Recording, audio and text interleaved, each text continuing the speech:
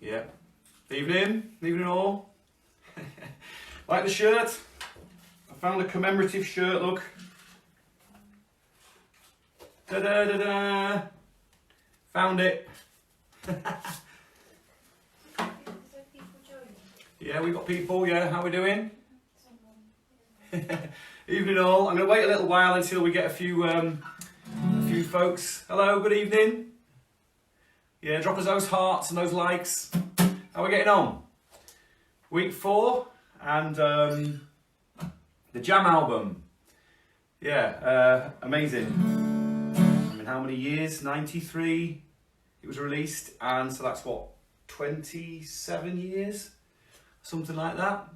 So that's pretty amazing. So yeah, great to be here. Thanks so much for joining me. Thank you for the previous 2 weeks. It's been absolutely overwhelming. You know, the love out there for Little Angels and our music is pretty extraordinary, really, after all these years. So thank you all. Just want to say a couple of things. First of all, please like and share this post as much as you can. That really helps us sort of spread the word of what I'm doing here. And let me know where you are in the world. That's an important one. It's great. I've been getting messages from New Zealand, Australia, America, all sorts of places. So let us know where you are. Please post those in the comments below. And like I said last week, just so you know the full intention of this I'm doing this for fun. I'm doing this for all the fans and everything. But also I'm also doing it because I'm a working musician and I'm trying to sort of keep myself, you know, my family and my head above water and all the rest of it. So there is a digital donations cap, if you like. The link is paypal.me/Jepsongs. The daughter actually attempted to write this out backwards, so I'll explain that in a minute. That is the actual, so you can, hopefully you can see that. Evie, I've got Evie to thank for that. Yeah, so the other thing to say is that a lot of people were saying that they wondered why the clock was backwards. It's not backwards. The lens is backwards. I've flipped the image so we can see what's going on because we can't see the comments and all the rest of it otherwise. So yeah, so give me a like if this is your first time here. Can I see a few likes? That'd be great. Or send me a heart if you've seen all the other sessions. So yeah. Okay, how are we doing? How are we getting on? Okay, so I'm going to start. I mean, this album really was kind of, as most of you will know, was such an amazingly successful record for us. We didn't anticipate it, but we were, you know, we'd come out the back of the Young Gods record with a real solid base of fans and having done a lot of touring. And we went away and sort of started writing this record. And it's difficult knowing what's going to happen always when you make records, very difficult. But I think we sort of had a sneaking suspicion that we'd sort of matured. I do think this record was that. It was our maturing record. And it got us in the charts. I mean, as you'll probably know, and we'll talk about this a little bit later on, but you know, it went into the charts, #1 in the album charts for week 1, which was pretty amazing. And that's all thank you to you folks out there. So yes, it's been great. I've been sat trying to learn the chords again. So anything could happen. But yeah, it's been great doing it, and it's been great revisiting these songs. So I'm going to play you a couple of tunes, and then we'll have a little chat. So everyone ready? Give me the thumbs up. Okay, here we go. Thank you.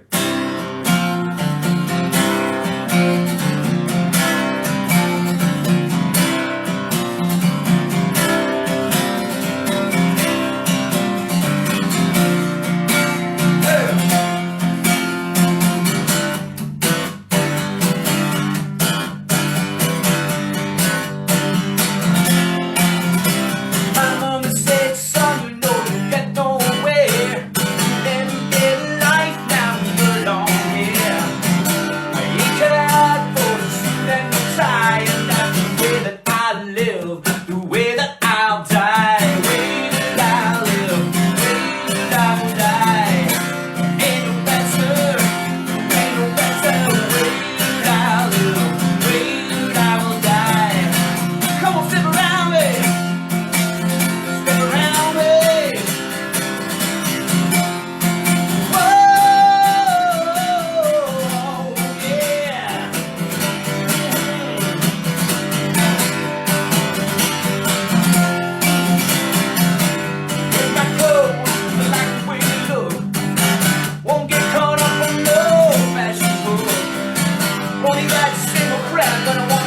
pie, and that's the way that I live, the way that I'll die. And here's the way that I'll live, the way that I will die. There ain't no better, there ain't no better way that I'll live, the way that I will die. Come stick around me, stick around me. Oh. Whoa, yeah.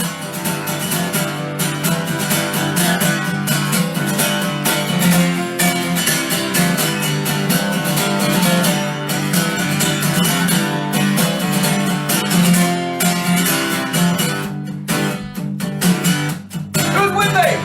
Remember? See what I like, cause I know I mean what I say. Bow down to notes and guys, I'm on my way. You can't sell me anything I ain't willing to buy. And that's the way that I live, the way that oh, gonna live before I die. Yeah, cause we're a long time gone. The way that I live, the way that I will die. Oh, there ain't no better, ain't no better way that I live, the way that I will die.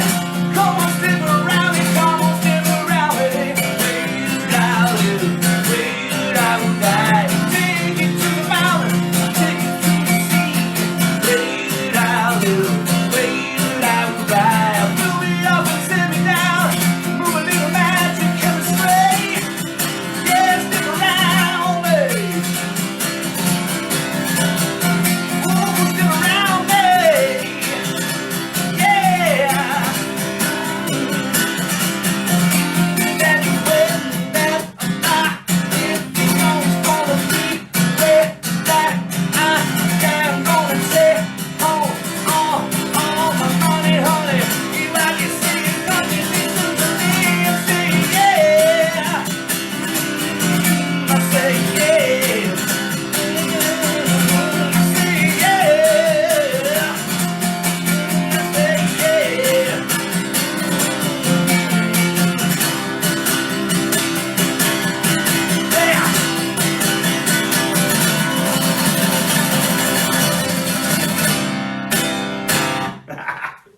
Thank you. Okay, on to one. Been doing this one a little bit live on the Acoustic show. But by the way, just saying hello to Instagram there, and that's Facebook there. Thanks for joining us. Yeah, see if you remember this one.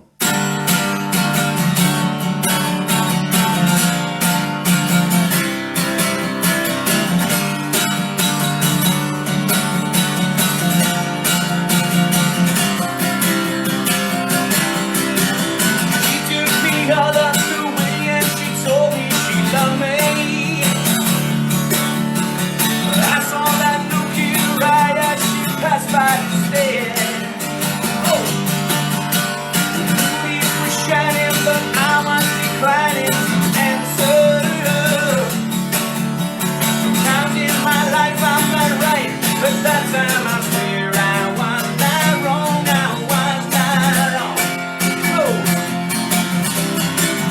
gonna get me back where I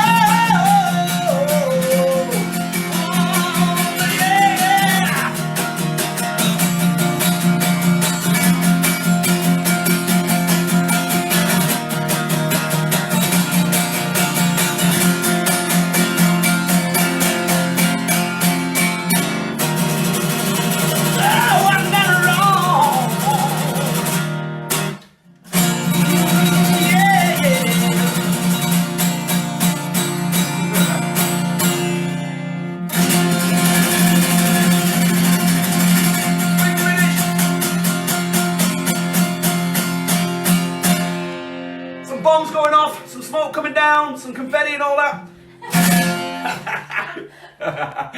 Bit of Jack Black for you at the end there. Yeah. Oh, goodness me, it's hot. How you doing? How's it going?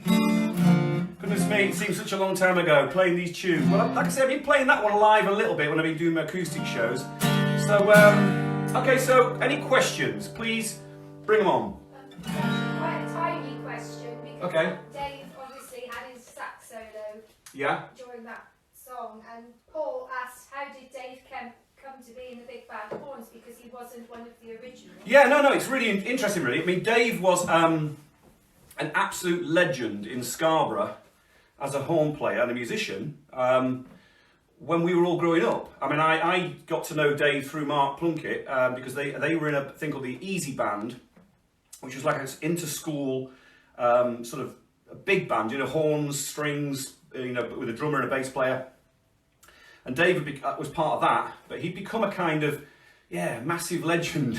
And I can remember sort of going into this club called the Stage Door in Scarborough when I was, well, you know, I was just at sixth form and meeting Dave and being in complete awe of him. And because he was even back then a larger than life character, and he was really nice to me. We had a good, you know, we had a good natter, and we just sort of occasionally used to hang out. And then when we were doing the, we were getting ready to do the. I forget what tour, it would have been the tour for this album, really. And we just sort of thought, well, we'd had all the horns all over the record, we were getting ready to make the record, rather. And Dave got involved. I mean, we had Grant Kirkhope and Frank Misen. Frank was the trombone player and Grant was the trumpet player. And Dave came along and just sort of joined in with the whole thing. We wanted a sax solo on the track, and he was just the perfect choice. I mean, he's an incredible musician. Probably the most talented musician I've ever worked with, actually. Really, really staggeringly brilliant. Him and Mike Lee, really absolutely unbelievable. So yeah, so he joined, and really that was it. And he just kept us all completely entertained. I mean, like he does with me and Wayward Sons all the time. I wouldn't do it without him. He's an incredible person. Yeah, there you go. Yeah, all good. Yeah. So okay, I've got some things to say here. I want to go a few shout outs because I'm absolutely inundated with requests for all sorts of things. So I'm going to do a few shout outs as we go. So the first shout I'm going to do is actually for Captain Tom Moore for his incredible, I mean, absolutely incredible fundraising, walking around, you know, he's 99 years old and he's doing the walking thing, and he wanted to do it for, you know, for his 100th birthday, but I mean, is it 15 million quid or something at the moment? Over 15 million? Big shout out, big love. I mean, that's a real hero, you know, that really is. So yeah, anyway, so fans, Ian Monk, Stephen Porter, David Wilkinson, Andrea Owen, Angie Stewart, Emma Oliver, and I want to say hello to Karen and David Lloyd and the family. That's Kieran and the guys and everyone back there. I hope you're all good, and I'll do some more a bit later on. So should we go to some questions anymore? Or shall I do some off my sheet? Okay, so I've been having millions of questions about this whole, this period of the band. So yeah. Oh, this is a good one. So from Paul Simpkins, he said, I carried, I presume that album on many a military deployment to hot, sandy and shitty places, always cried at sail away, thinking about those at home. Yeah, well, I'm glad it helped, mate. Paul White, this is a good one. Paul, how you doing, Paul? Know Paul very well. A few things from the Newcastle City Hall show on that tour. The fridge. That was one hell of a prop to drag around the country for the sake of 2 minutes getting a beer. Yeah, it was, but we found it in a skip, so it wasn't a massive expense, to be fair. And we were taking trucks and stuff, so it was always a bit of fun. Remember, we used to put a light inside of it, and I used to go and open the door to get a beer out, and it used to shine the light. It was quite good fun. The little acoustic segment. Well, yeah, I suppose that would have been the Sail Away period bit, wouldn't it? You know, that was great. Wasn't that the tour with the local band support? Small Town Heroes played the City Hall show, and I still have their album. And I think the singer from Small Town Heroes ended up in the Stranglers. And I met him years later. I think that's right. Yeah, they were great. They were really, really great. And what else have we got here? Oh yeah, this is a good one. Marius Luzu. I never know how to pronounce your last name, mate. You'll have to tell me that. How did Pete Thomas get involved in the recording of Jam? Was he involved in any of the arrangements, such as regards to songs? Did he have final say on the drum sound? It's a massive drum sound. I've always loved it.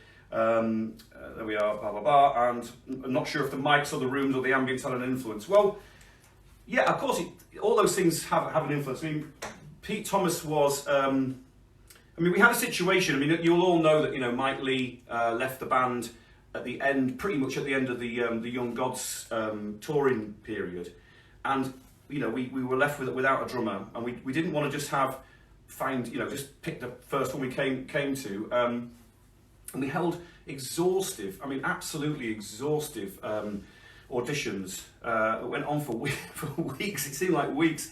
And we just couldn't find someone that really we felt fitted, because we'd had such a relationship with Michael. And it was so amazing that we needed to find someone that was kind of, you know, that fitted into that situation.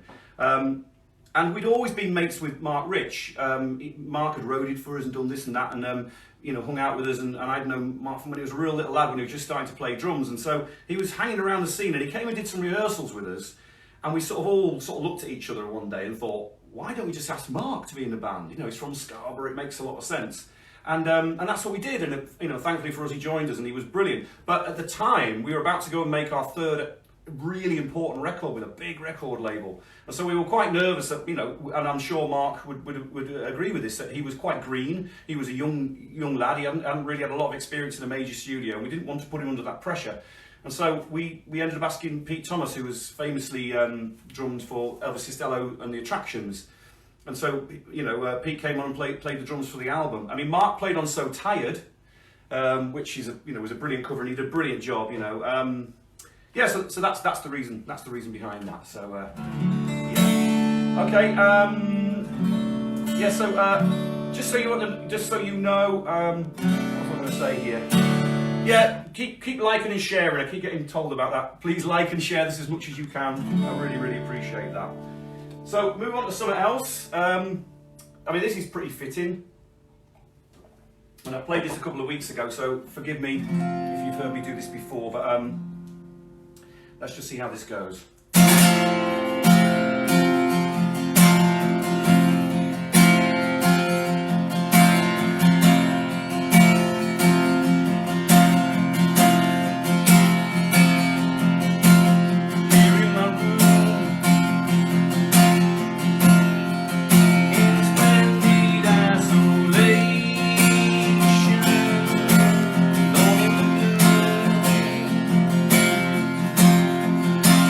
Splendid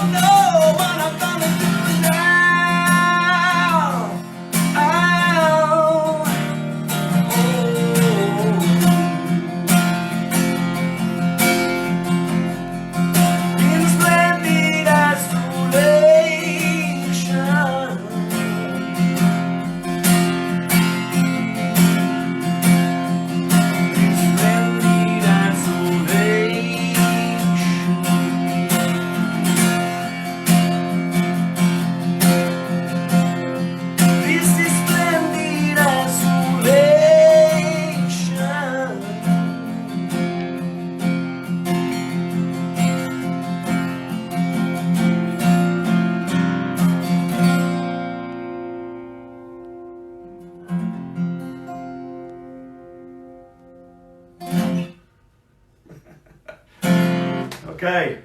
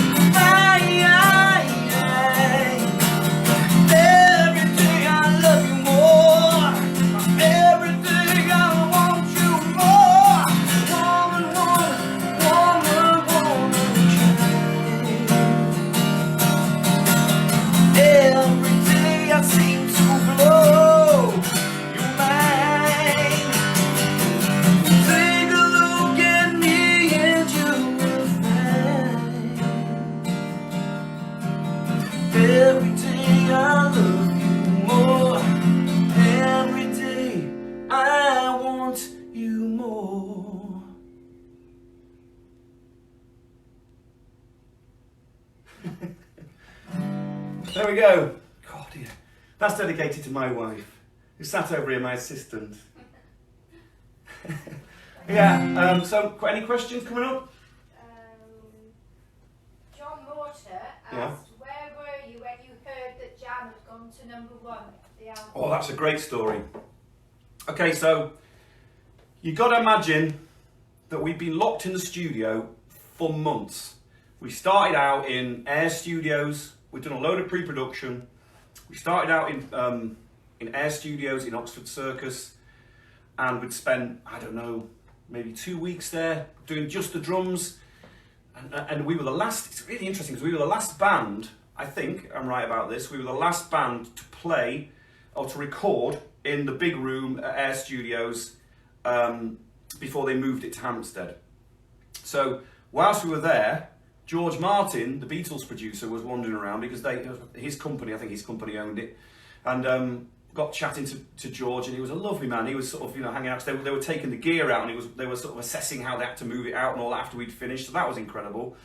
And then we went to, we decamped to a studio in Farnham called Jacob Studios, which was a residential, 5-star residential studio. It was absolutely amazing place. We recorded there quite a bit before. And so we'd just been completely saturated in the idea of making this record, and there were songs coming, and we didn't, you know, Too Much Too Young, for instance, didn't really appear and become something until right at the end of the sessions. I remember it was a bit of a struggle to kind of get the track happening, and then I remember Bruce came up with that that thing. I can't play it, obviously, but he came up with that, and I think that sort of changed everything. And then we sort of rearranged the track and stuff. So we were completely obsessed with making this record. So by the time we emerged, we got asked to go and do the Bryan Adams Stadium tour. Which I think you might have seen my picture. I put a few pictures up, but you might, I don't know if anyone saw that picture earlier on there. Look. I mean, this actually is from 1991 with Mike, but that's Bryan, because we'd toured with Bryan a couple of times. And we went out on tour. I think it was around, I can't remember the exact timeline of it really, but it got us out of the studio, and we went and did the tour. And then the album came out, and we'd done that tour, and I think that really, really helped us. I think Bryan sang on Too Much Too Young as a favour, and it was absolutely brilliant. You know, he turned up at the studio and for a day and hung out, and we sung the track together. And then, you know, we put the track out there, and we'd done the tour, and we opened ourselves to so many people. So we sort of knew we were on track for a decent chart, but we had no idea that was going to happen. And we were booked to play an in-store at, I think it was Virgin Records, in the middle of Piccadilly Circus. I don't know if you remember, if anyone's from London, they used to have a big Virgin megastore there. And it was absolutely heaving, so much so that they had to stop the car. I think the police had to sort of stop the traffic in the street. It was that, you know, heaving with people. So something was happening. And we were doing the gig, and in the middle of the show, our manager ran onto the stage and stopped the show and said, "The album's gone #1," and the whole place just erupted. It was just the most unbelievable feeling. And me and Bruce that day were booked to go and fly out to do some press and promotion. So we were sort of going through the crowd and got into this stretch limo and drove off with champagne in a bucket in the back of the car and all that. It was the stuff of dreams, you know, it really was. So yeah, it wasn't extraordinary. So I do remember it really, really, really well. And you know, I've got to pay, you know, tribute to Polydor, because Polydor Records, specifically Ian Ramage and a couple of other people, you know, which I think he was the product manager at the time, worked their backsides off for us, and they absolutely loved the band. So yes, I do remember it very well. Shall I read something off here? Okay, I've got a couple of little things going on here. Remember, please like and share this if you wouldn't mind. It's quite a good one. Bendy Wendy Handy Walker. I don't know whether that's... Anyway, me and my sis Susie Cunningham are on the VHS DVD from the Derby footage. We have signed VHS, which we won at a meet and greet at the Cage Wolves. I don't know what that is. I seem to remember. Don't know what that is. We also went for drinks with you before. You told us to follow the minibus, which we did. Then we abandoned the car and double yellowed because we were so excited. Luckily, we got away with it. Spent most of the night chatting. After driving home that night, all excited on a total lifetime high. We watched the VHS to find our faces and my nose on it quite a lot. And we still talk about it so often. We love all our Angels memories. Oh, that's brilliant. Thanks so much for that. Paul Me, how many songs have been written and recorded for the follow-up to Jam? Are there any demos that have never yet seen the light of day, and would you ever consider releasing them as, say, as an album of rarities? Well, we've been, weirdly, I mean, funny enough, I spoke to Mark Plunkett about it today, actually. You know, first of all, the first question, all of the songs that ended up on Too Posh to Mosh, Too Good to Last, you know,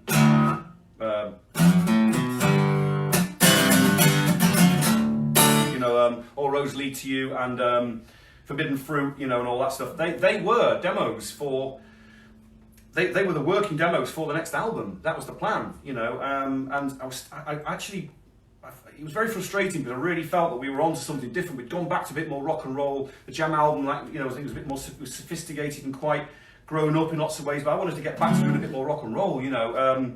And so there were a few songs left over, and I do have them in demo form. So maybe, you never know. But I'm sort of trying to hatch a plan with the rest of the guys to sort of, you know, gather some stuff together and for completists. So keep your ears peeled for that one, you know. See how we get on with that one.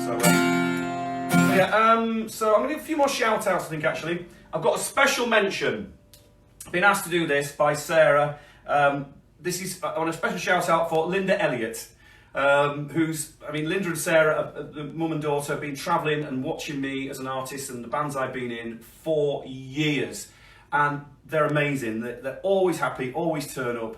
And so Linda, many happy returns, love. Absolutely brilliant. And let's hope once all this is all finished up that we can get reacquainted at some more shows, you know. That's brilliant. And okay, and Cy Mulvey, Steve Reeves, I think. I can't even spell that. Remeves. Oh, sorry, Steve Remeves. David Gray in Australia. Davey, if you're up, you send me a message. Sarah Harris, of course. Yes. And another birthday. I want to say this one. Steve Hawkes from Barwell. It's his 50th birthday, I think, this week. And also Darren Davies.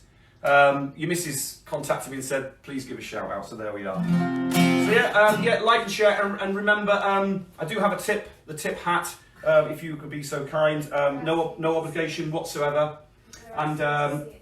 They're asking to see it. All right. Well, the tip hat is. I'll show you this in a second. Is it like that? Is it? That is like that? Yeah. Okay. So it's www. Oh, you don't need the W's, but all the W's. PayPal.me/JepSongs. But there's no obligation at all. Honestly, it's just great to be here. So so as I've been working on these tunes, I've sort of obviously been asking you guys what you wanted me to play, and there's a couple that came up that have never been played live, so I'm going to attempt a couple of these. Well, one of them has been played live, but I have no idea how this is going to go. Got my assistants looking quite nervous over here on the right hand side, so but no, this one was asked for a lot, so we'll give it a go.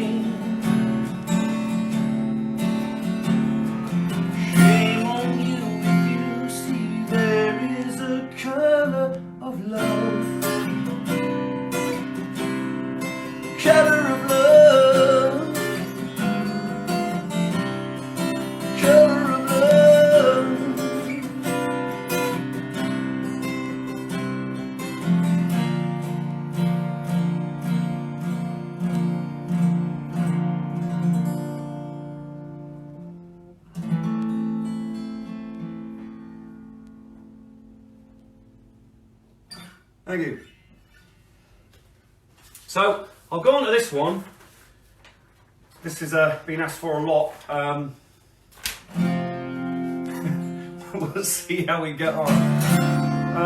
Yeah.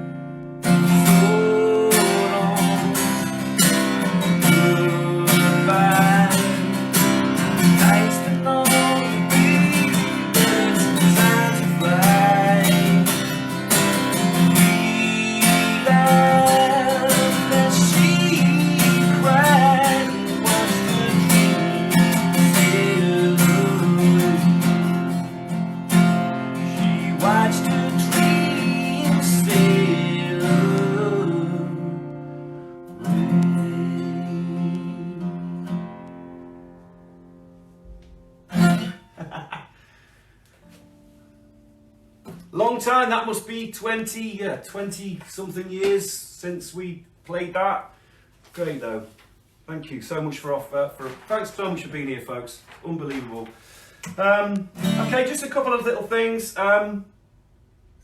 I'm just so I remind you of it. I'm releasing my first solo album, Ignorance is Bliss, and it's available through my website, tobyjepsonofficial.com. And it's a remastered. It's a 25-year anniversary, so if you're interested in that, go and have a look at that. Yeah, we're on a pre-order at the moment. Delivery will be, I think, July the 13th. We're planning. So that's my little plug. But, yeah, I mean, thanks for everyone who's bought it so far. I've been overwhelmed by the response. That's brilliant. Okay, so questions from the floor. A question from Instagram. Where was the video filmed for that? Because people think it was Scarborough, but it wasn't. No, it wasn't. It was the Bude Beach. Bude Beach in Cornwall. Yeah, we went. We had a really brilliant video director. It was a lady. I forget her name now, but she was fantastic. She shot, she directed, and came up with the concepts for both Womankind and for Sail Away. And she was a brilliant visualist. And she took us down with a whole bunch of really cool people from. She was involved with like a model agency or something. And so we had all these sort of models of the time, and lots of guys and girls all traipsed off down to Bude Beach, and we spent I think 2 or 3 days there filming it. Yeah, it was brilliant. It's a lovely place, lovely place. Any more? Well, a few people are asking, are these sessions going to continue when we come out of lockdown? Oh yeah, of course. No, absolutely. I'm enjoying it so much, and as long as you guys want it to happen, I'll do it. I mean, I think one extraordinary thing that's happened about the whole lockdown situation and Corona, the coronavirus epidemic that we're all in the middle of, is that the music business is changing at a rapid rate, and a lot of it's moving online because we've been backed into a corner. All the gigs have been cancelled. Loads of promoters are going under, agents are struggling, etc., etc. So there's massive changes afoot, and I think a lot of it is going to go online. Not everything. I mean, of course not. Of course not everything. But I think there's a realization amongst our sector that you've got to, that's where a lot of it is, and it's the interaction with the fans. It's interaction with people that love the music that matters. And so I am going to continue this. Do all kinds of things. I want to do songwriting sort of stuff and do a magazine program style thing as we develop it. But I've got so much music I've recorded. I can't believe how many records I've made, how many songs I've written. So as long as you guys like it, I'll keep doing it, that's the reason, So yeah. One of the questions was, who would you like to duet with? So future. Yeah, well, I'm definitely going to duet with my daughter Maddie, who's an unbelievable singer. She puts me in the shade, and she sang on a couple of the Wayward Sons songs on the first album. So I'd love to do that. So we're going to do that for a bit of fun. I think in a couple of weeks' time, perhaps. I don't know. I mean, but if you could duet with anybody, well, goodness me, I would love to work with Brian May. I really would. I think Brian's an absolutely extraordinary character. And do you see that thing he did with that covers band? A Queen tribute band, and he played guitar on We Are the Champions. It's like, what a great sport.